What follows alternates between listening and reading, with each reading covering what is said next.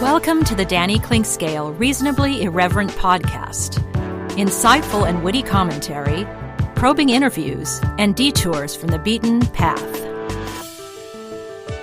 Every once in a while, we have to bring out the big dog. Yeah. Oh, God help us. It's time for Danny Unleashed. Sponsored by Easton Roofing, where integrity matters. Go to eastonroofing.com for more. Danny Clinkscale brought to you by our friends at Easton Roofing. Estimates are always free and suggestions. They're built on integrity. Visit eastonroofing.com for more. Get back to business faster with Easton Roofing. Integrity matters. Danny, my friend, how are you? Doing just fine, Soren. Ready for a nice holiday. Ready to give people a little entree on their way home to the holiday and provide high-level entertainment of the highest order. As we will do our best. First of all, happy holidays to you, my friend. I hope you and the family, and I know they're probably still scattered about, right? I hope. Yeah, we're not. There's going to be no family. The girls are staying in California, and so there'll be none of that. But we're doing a little something with Jane's sister and her husband, who are nice people. And I don't think we're actually not doing dinner. We're just doing a little dessert. So there's things going on in my life that, and it has nothing to do with me, that preclude an actual full meal. So we're going to enjoy what we can on the holiday and enjoy a little bit of good fellowship. And I know that most people are going to have a compromised Thanksgiving, but indeed enjoy it. And actually, I sort of repurposed a blog that I wrote last year around Thanksgiving about the word thank, and I think it's kind of fun if people want to check it out at DannyClinkscale.com. Yes, indeed. Absolutely.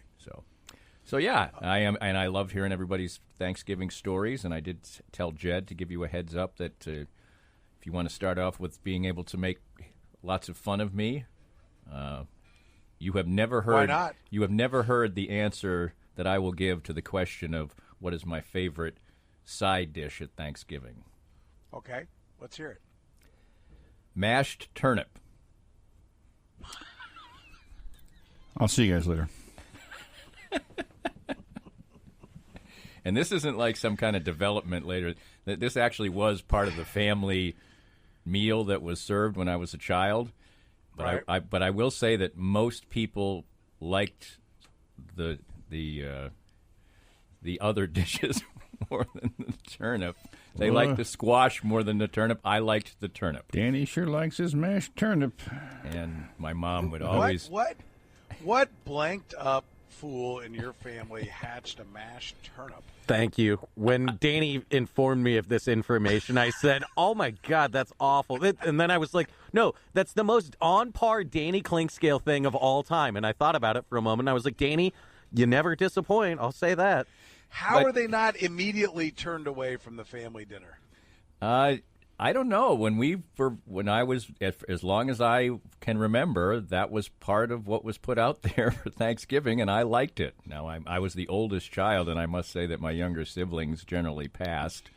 But my mom knew how garlic much... and onion and stuff, green onion added to it, or is no, I'm looking at some pictures. Pretty much was just mashed with a little butter and it's. I say I don't really looks like mashed potatoes to me. I really don't like. Well, you're probably looking at the more white version, which is rutabaga. And there's also actually orange, the orangish one. It sort of looks like light squash, to be honest, and it has a more bitter flavor. And I don't like really sweet food.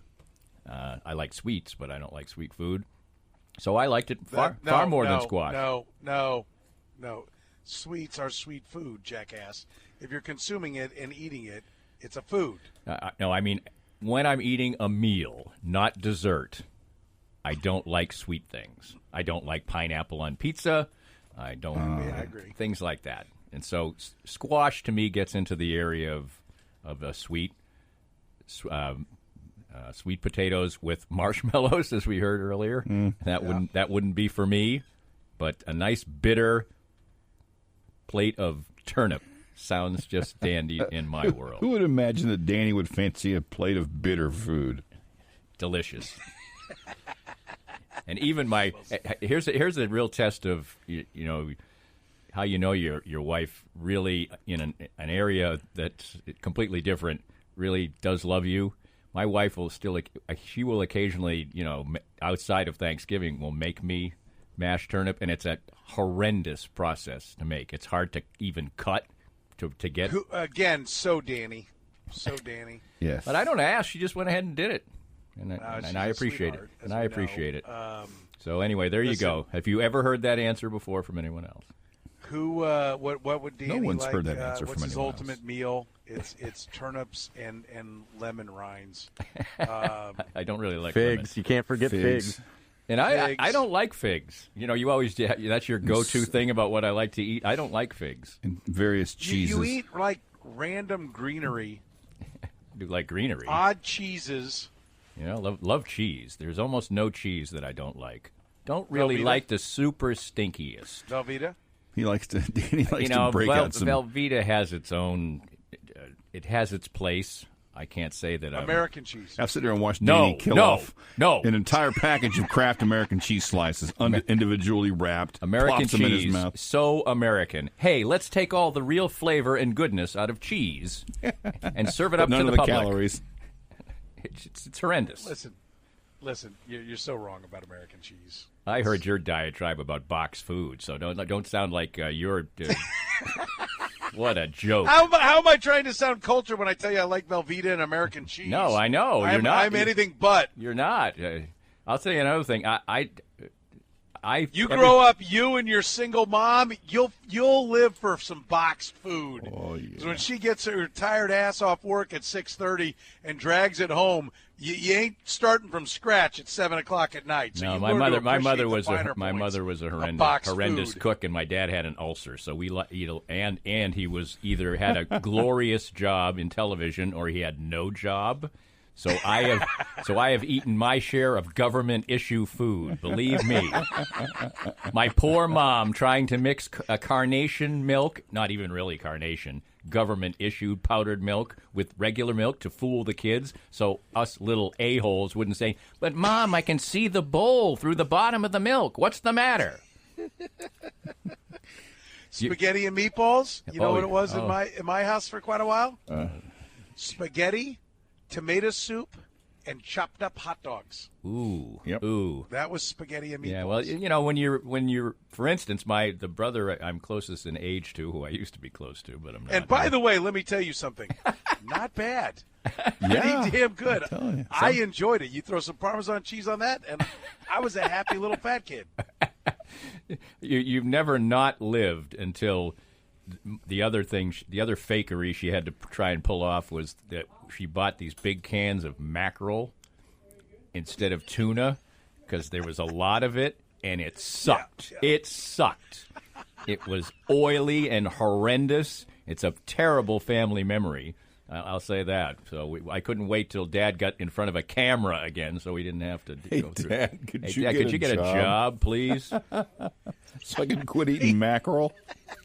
It was Dad, do you not see what we're eating It was a very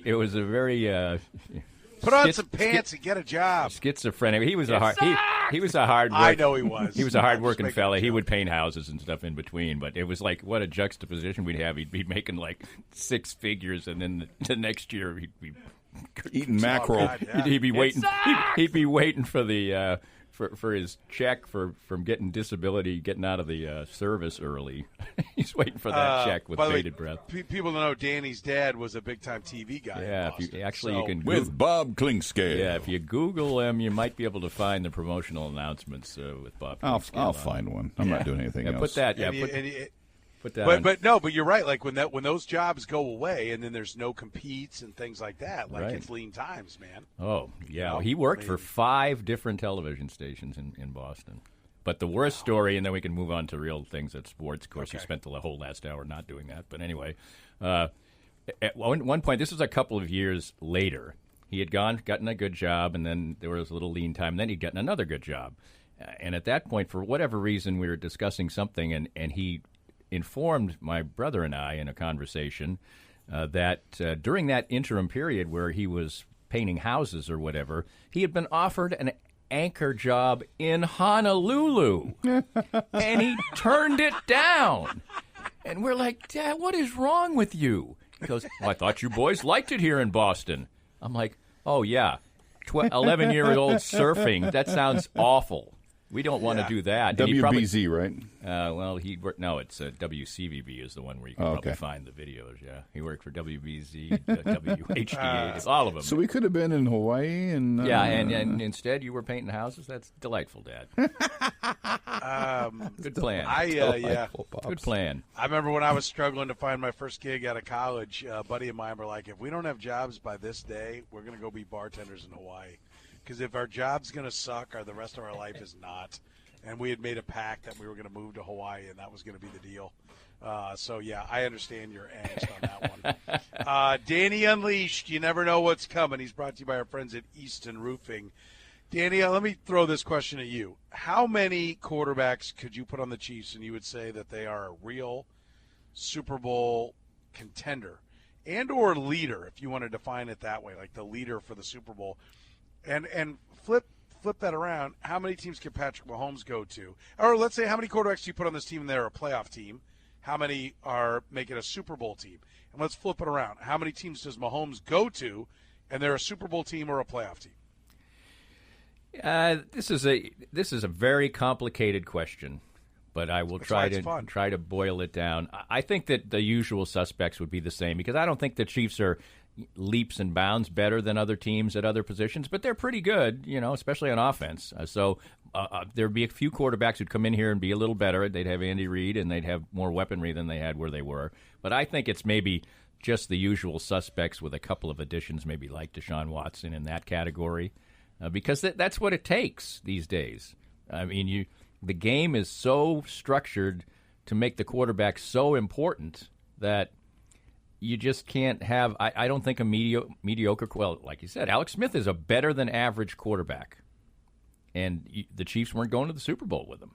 Now, they're a little better now, I think, personnel-wise, than they were when Alex Smith was here. I agree, particularly you see that 13 team, and you're like, Donnie Avery and – oh, yeah. But even when Kelsey and Hill – the stoned remnants of Dwayne Bowe and – Kelsey and Hill are better than they were under Alex Smith as well. So, and the reason it's complicated is because we've never seen Patrick Mahomes without this high-octane weaponry around him. I mean, he's had good tools from the jump.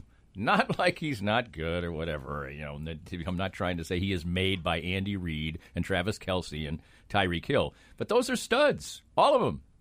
And so you just don't know. He never makes any mistakes. He never throws any interceptions. If he went to another team, you mentioned the Bears, for instance, he'd be throwing some interceptions. He would. He'd have to force the ball more. He'd be under more pressure. He wouldn't have as good a play caller. So I'll say he would elevate most teams to have a shot at the playoffs. And I think only the teams that are really loaded but their quarterback is somewhat compromised, like the Rams, would be shifted into another category by Patrick Mahomes. I agree. And so it's more about Mahomes than it is the other 52, correct? Oh, yeah. I mean, he does. The Chiefs lose the last two games if almost every other quarterback in the league is quarterbacking them. I agree. And to your point, like Tyreek Hill, first 2 years in the league, granted, he's a rookie, but still, 593 receiving on 61 catches. He averaged 9.7 yards per catch. Next year, again, with Alex Smith, 75 for 1183, 15.8, and 7 touchdowns. Since then, 87 and 1479, 17 per catch, 12 TDs. Plays only 10 games. Last year, 58 for 860, just under 15 yards per catch, 7 touchdowns. So that would have averaged out to it would have been 11 touchdowns in that one. He's got 10 touchdowns through 10 games, so he's on pace for 16 touchdowns this year. 55 for 752, right at just under 14 yards per catch. To me, the thing that jumps out, it's the touchdowns, right? Patrick Mahomes will find you in the end zone. He will get you the ball in position to score touchdowns. And I'm with you. There's no doubt. There's good weaponry here. And you know what this all says to me? Like when they win the shootout with the Raiders, whatever you do, right, the lesson to be learned from the Dick Vermeil era is what? Do not just sit and throw all your resources at the defensive side of the ball. First and foremost, keep the offense strong. And when you can, add to the defense. right? Because it is even more than the Vermeil era, vastly more. It's an offensive game. Yes. And they were one penalty away from going to the Super Bowl in 2018 with nothing on defense. Their defense is fine. They need to make sure that the offense is strong. And so they need to be finding a tight end ready to step in for Kelsey, or just play second fiddle to him for 4 years and be really good and give Andy Reid options that way. Like, the thing that scares me, and this is what scared me in the Chris Jones signing, is, and I'm quite optimistic the defense is going to play a lot better because I have a lot of confidence in Steve Spagnuolo. But if they don't, and everyone's kind of figured out Spagnuolo's schemes and his blitzes, and they're like, okay, this is all we got to do, then you've got all this money tied up and, frankly, draft pick investment in Frank Clark, in Chris Jones, in Anthony Hitchens, and in Tyrann Mathieu, and you're not good. And, they cannot trend down to being the 22nd defense with what they've invested in this side of the ball. Well, I completely agree. I'll go back to the last two games. The defense played bad, but they had enough firepower to win those games. And, they have invested a lot of resources in the defense, and those guys have got to play to their contracts a little bit more. I just don't understand the lack of defensive line acumen so far this year. If teams are in a game and are dedicated to running the ball, they can. And the Chiefs, while getting some pressure, can't get to the quarterback. So that's kind of inexcusable, to be honest. I think I'm optimistic that they are going to get 5 sacks against Brady, and they're going to pressure him, and they're going to create turnovers because they hold the ball and they want him to go down the field, and he doesn't have all his crossing routes where he's literally throwing the ball 6 yards in the air because the guy's crossing right in front of him. And they're not running that. They're trying to stretch the field and get it down the field. Bruce Arians has not morphed his offense to fit Brady. He's asking Brady to fit his offense, which has him on pace for 36-13, which is no joke, right? That's still but I think he's got to season. find a little more happy medium. I heard somebody make the analogy today that what Bruce Arians is doing is like bringing Ben Simmons into your team and telling him that because we shoot threes, you're going to do it. Yeah. Yeah, I think that's it's an exaggeration to make a point, but right. It's a long. Yeah, I get it. Yeah, I think that's a good way to put it. And they've got guys. I mean, if you've got good receivers, they can run any route and be effective. Right, and also if you've got Tom Brady, who's a super accurate player, and you've got talented receivers, they can take 9-yard crossing patterns and turn them into 30-yard gains. Because he's gonna generally put the ball on them in a place where they're running at top speed and they're not reaching back and doing things like that. So I mean, he is still capable of throwing the ball far enough. I just don't think he's accurate enough doing it, or he's just not practiced in doing it. I think that's kind of the case. I mean, the 2 interceptions he threw the other day were plays that he had the arm strength to make the throw. He just didn't put it where it was supposed to be. Yeah, I think I agree, and I think there are limitations to what he can do. And Jason Anderson had the stat: 0 for his last 22 on throws over 20 yards. Right, and I think he's 1 for 15 over 15 yards recently. With a couple 5 interceptions or something like that. So those kind of limitations to me are like, if I'm Steve Spagnuolo, I'm licking my chops. Okay, I know what he can't do. I know when they show this, it's just for show. Even if we give up one big one over the top, fine, great. We're going to get 30 on the other side, so we are going to like dare him to beat us over the top because he hasn't proven that he can do it. I agree, and I think Steve Spagnuolo is willing to take chances that other defensive coordinators really aren't, and I think a big part of it is because he's got 15 on his team. But at the end of the last couple games, he's just emptying the gun at the end of games. And it's almost like, well, you know what? If they go for 75 and a touch, we'll have more time.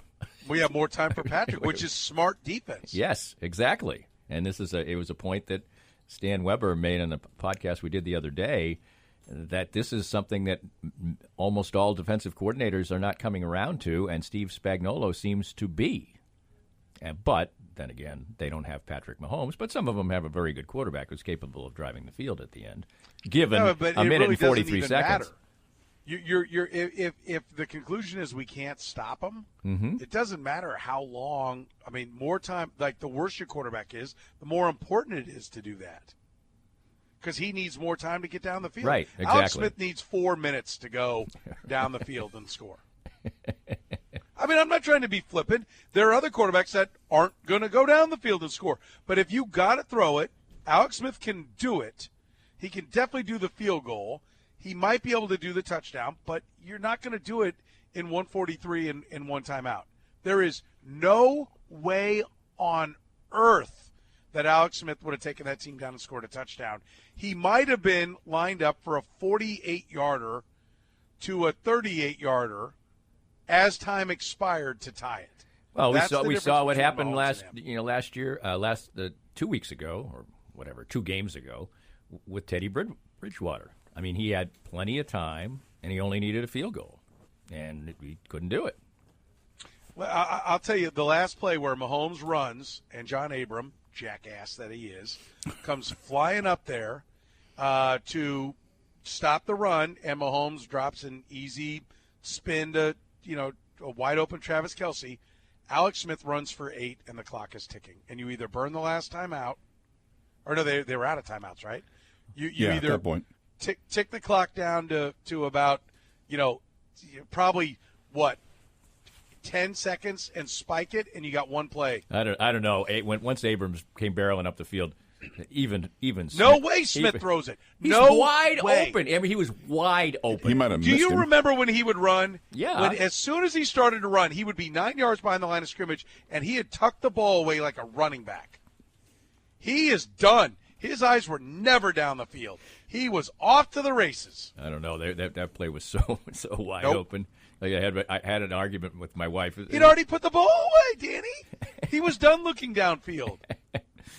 All right, I watched it time and time again, and I listen to people say Andy Reid sucks clock management wise.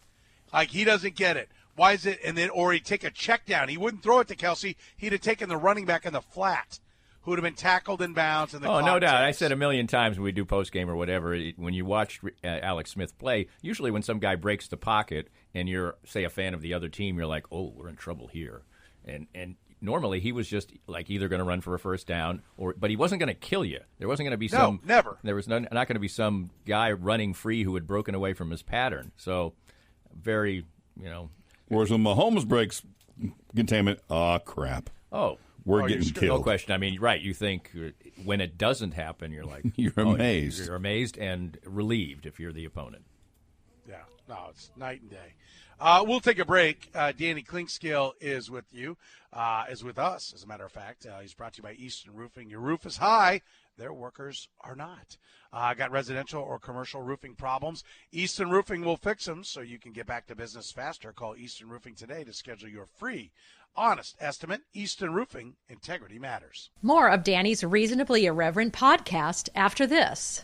We're here with Joe Spiker, the CEO and president of Easton Roofing. And, Joe, you had a great year in 2019, a record year. 2020 comes, things are moving smoothly along, and then the coronavirus comes. But your company seemed to be very ready, very proactive, and very ready to serve your customers well. Yeah, we adopted social distancing very early before the cities even put out the notices. And we started working from home. We are largely cloud-based as a company, so that transition was easy. Our technicians are wearing masks and gloves, and salespeople are not meeting with homeowners. We're doing everything digitally and doing everything we can to do our part to get over this as quickly as possible. So for any needs that people have right now, what's the best way to get in touch with you? Well, you can always call us, 913-257-5426. But the best way is to go to eastonroofing.com, put your information in, and we'll give you a call. Easton Roofing, integrity matters.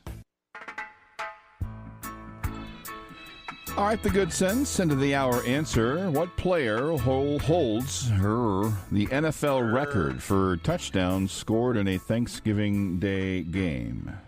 One game? One game. I mean, it doesn't like Barry Sanders or Megatron or Emmitt Smith. He is in a three-way tie for the overall NFL record for touchdowns scored in a game. It just happened to come on Thanksgiving Day. He was the first guy scored of the 6 three. touchdowns? 6. Gale Sayers. Gale Sayers is one of the ones who scored 6, but not on Thanksgiving Day. Right. Doc. I thought he was the only one with 6. Mm-mm. I think you're wrong. He also holds the record for points scored in a game with 40. Oh, Paul Horning. Ernie Nevers, Cardinals versus Bears Nailed it. on Thanksgiving Day, 1929. Somebody else scored 6, and I can't think of who it Really? was. Yep. I thought it was only Gale. Dub Jones also scored 6 for the Browns against the Bears in 1951. Maybe they used only one with 6 rushing touchdowns.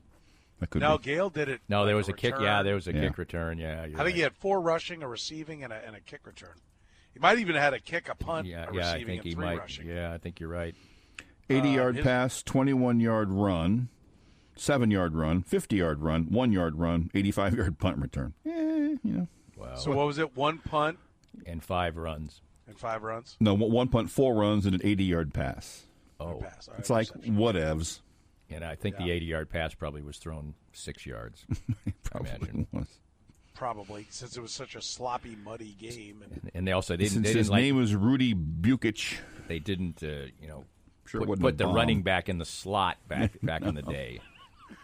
although Gale Sayers could have done it, He sure could have done it. Yes. He could have done it.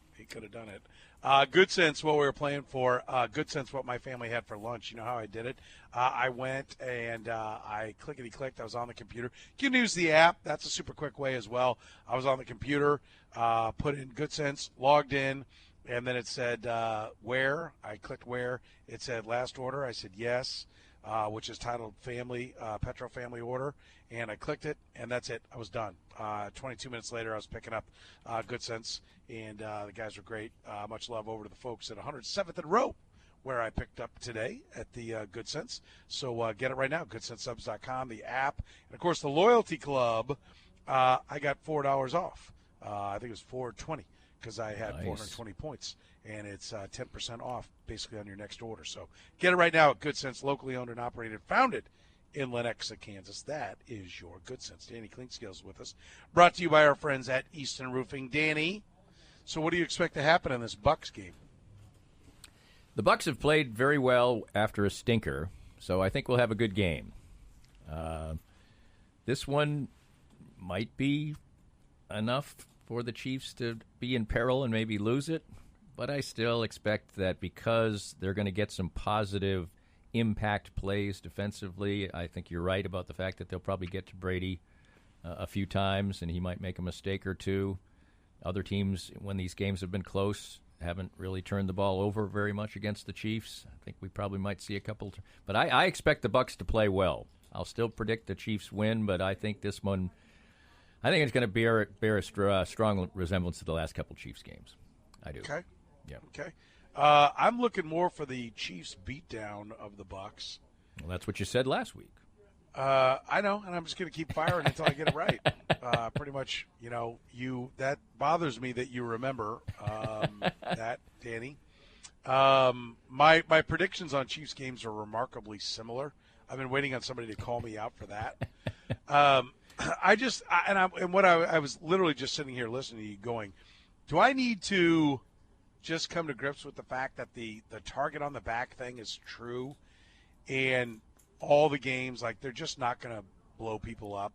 Well, the other part right now is the fact that the defense, I think the defense all year hasn't really been as good as their numbers. I think they're front runners. I think when the offense puts them in a good position and they can just freewheel it when the other team has either ditched they're down. But real quick, is that any different than any other great defense?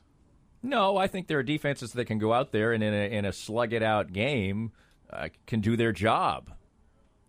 Every defense is better when they can pin their ears back. Agreed. But I think that when the games aren't like that, the Chiefs' defense has been bad. Not kind of average. I mean, they've been bad. What? They've given up 30 in half their last 6 games, right? No. Well, okay, if you're cherry picking, they've given up 30 in 3 of their 10 games. And I thought it was out of the last 6, I thought it was 3, but it doesn't matter. When I think you when might they- be right. I think when they've been put in that if- situation, I think they've really made the offense win the game. Yeah, that's right. You're right. Because week 5 was the Raiders, and they gave up 40 there. Right. So, listen, I do think that the Bucs game is, the line of demarcation. Like either they're going to get back to playing good defense, or they are, like you said, 3 out of the last 6 against a quality opponent in the Raiders twice, and a mediocre to bad opponent in the Panthers once. They're giving up these higher point totals. If they give it up to the Bucs, even if they win like 38-35, like there are problems with the defense. Yes. Like that will be official because the Bucs are a good team and the Raiders are a good team. All right. Well, the Panthers aren't. But also we're judging this team based on what the fact they're going to have to win 3 or 4 playoff games, and those are going to be good teams. To which I'm going to say, like, there's some big contracts on the defensive side of the ball, and you can give up 30-something without doing that. Exactly. I mean, like, there is the explaining that has to be done. Like, so when you see Chris Jones barking at DBs who are 7th-round picks, 4th-round picks, not drafted, like the guys that I saw at Charvarius Ward, Nate Taylor said he thought L'Jarius Sneed was there. That's an undrafted player that was acquired in a trade for a guy you were going to cut who then later got cut, and that's a 4th-round pick. The $21 million guy yelling at guys making $600,000, you're not getting it done, when they're having to blitz the $600,000 guys to get pressure on the quarterback, that falls on deaf ears real quick. Right, and when Derek Carr, what did he get, hit 5 times? I mean, come on. By the way, Derek Carr was outstanding in that game. He played a great game. So I expect, honestly, I think Chris Jones is going to have like multiple sacks against the Saints or against the Bucs. Well, it's about time. I'll say that.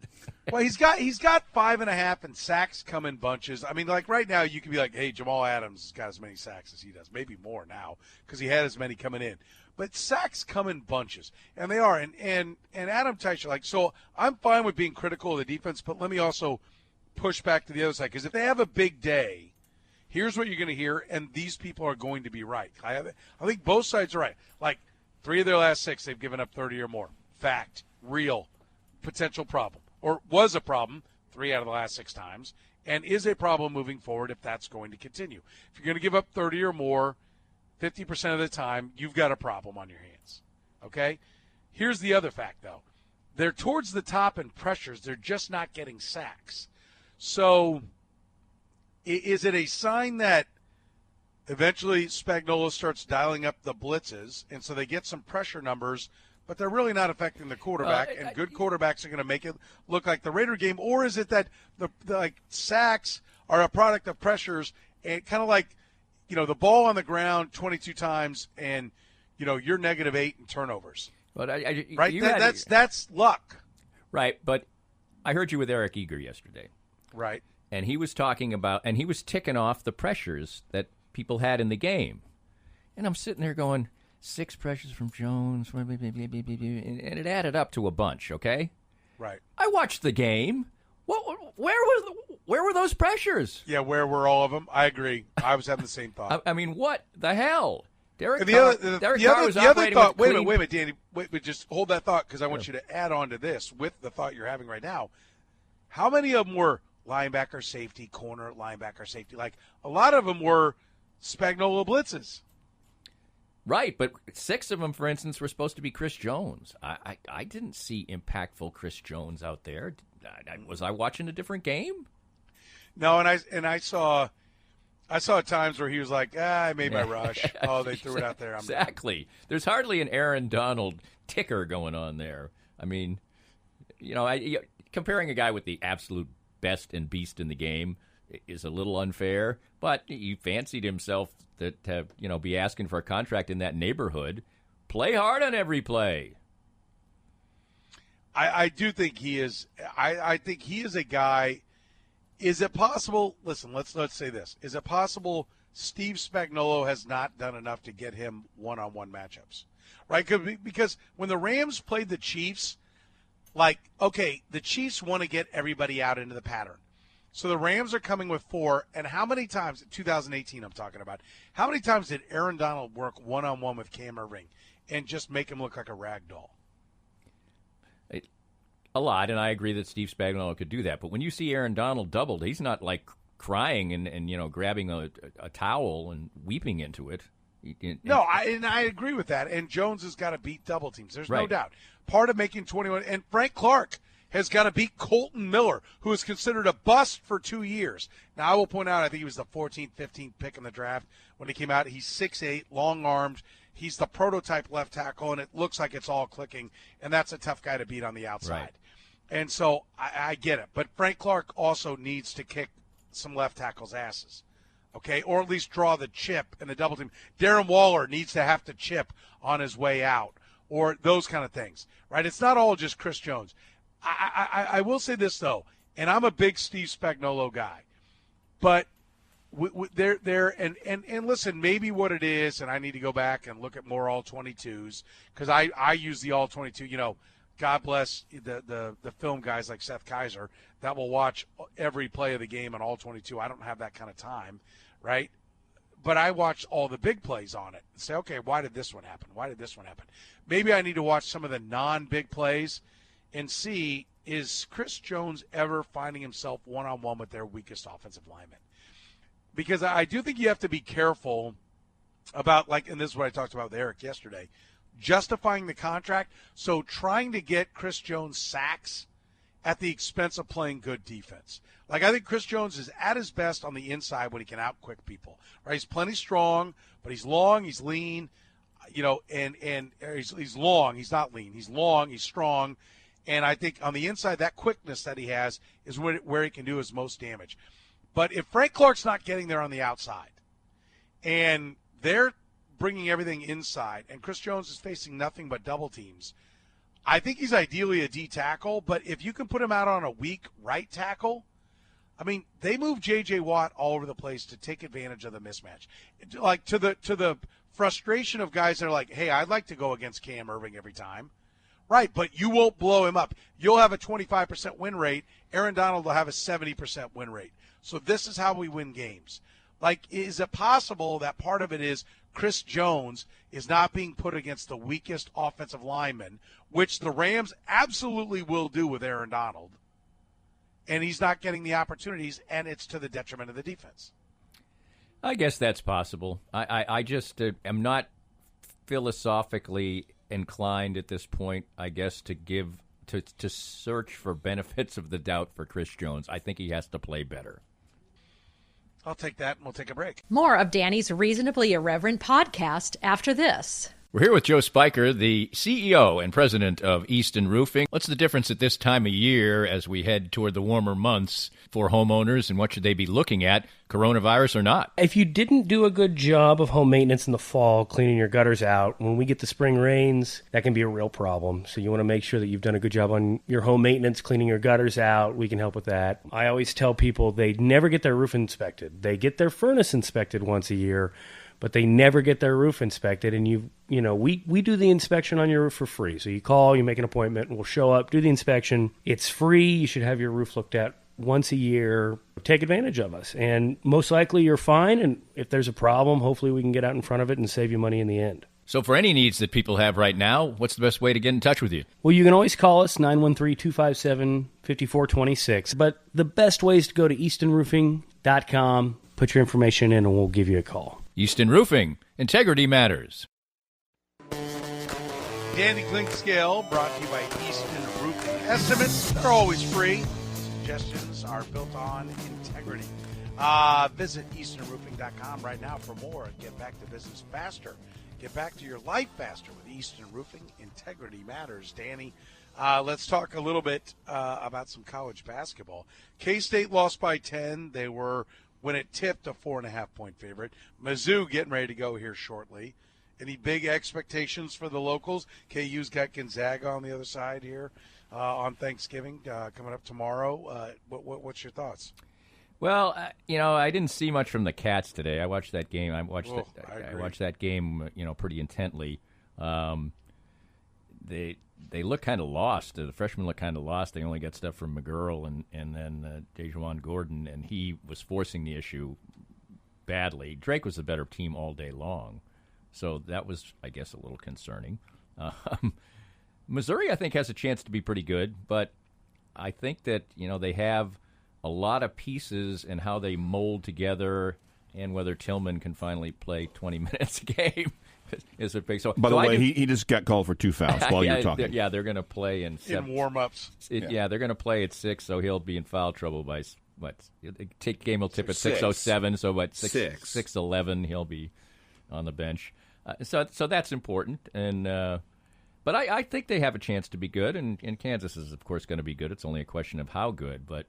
K-State certainly has a very young team, but today the freshmen looked like freshmen, and that's not particularly surprising considering the way that you've been able to practice and everything else. But they'll just need to see some strides. But I don't see them, being impactful enough that they become a good team this year. Maybe they'll show signs that they can build for the next couple of years, but I don't see that was bad today. You're supposed to beat Drake at home. Yeah, I agree. Does KU beat Gonzaga? I don't think so. I think that they're another team that's got to work some things in, and I think Gonzaga, they don't usually get this type of early season. They play a lot of good games early season, but not right off the bat in this type of setting. So I think they're really going to bring it. That doesn't mean they're going to be a better team maybe down the road than Kansas, but I think Gonzaga might get them tomorrow. I agree with Fat Jack. Rock chalk points, don't need them. I'll play them on the money line. They win outright. All right, there you go. Being bold and daring predictions. Being bold is a good thing. Danny. Yep. Danny, we are thankful for you, my friend. Love talking to you. It's always great. Love your insights, your strong opinions. All the best to you and your family. Have a great Thanksgiving, my friend. Turnip will be delicious.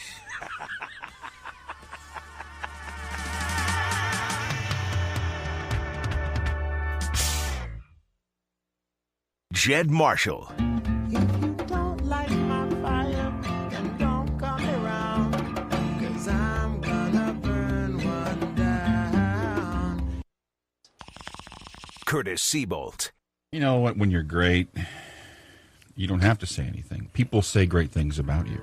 Okay? Clip that. Soren Petro. Can somebody help me out? Could somebody screw me? Could somebody screw me the way, he got hosed?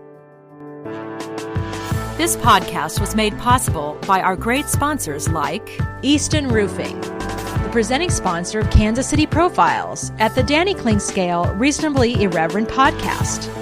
Easton Roofing, where integrity matters. We hope you enjoyed the latest Danny Klink Scale Reasonably Irreverent podcast. Come back soon for something fresh and new.